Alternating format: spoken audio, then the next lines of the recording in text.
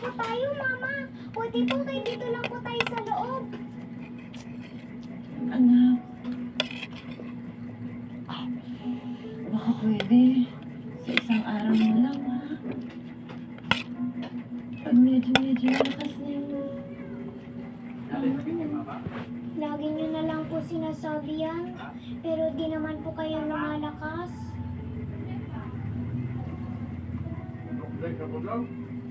Umiiyak po ba kayo?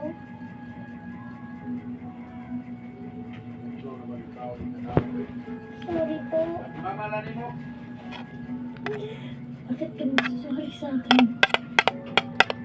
Wala ka namang ginagawang masama. Tsaka totoo naman na sinasabi. Di niyo po ba ako isusumbong kay Dada? Di na rin po ba kayo galit sa akin? At bakit naman ako magagalit sa'yo? Ha? Bakit ako magagalit sa bunso ko? Hindi nangyayari yun. Eh, paano po kapag bad po ako? Eh, hindi ka naman bad eh. Ha? At saka kahit meron ka pang gawing bad, kahit na mangulit ka na mangulit sa akin ng buong araw, hindi magagalit si Mama.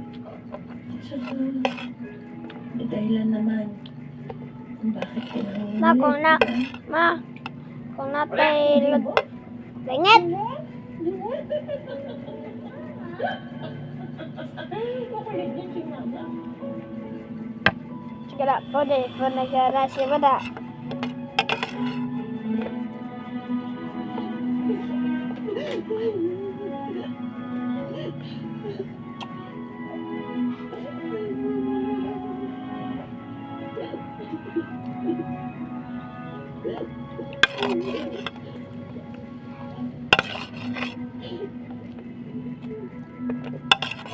Ano rin, yung damit, kailan lang, hindi nang kayang tanggalin ng alaala mama.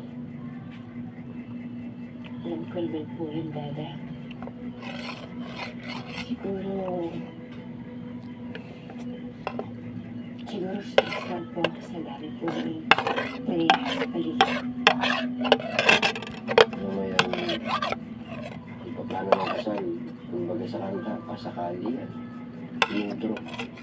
Doon, sa pagsasama ng Brandon, mas makikilala ang isa't isa. Ano po yan, Dada?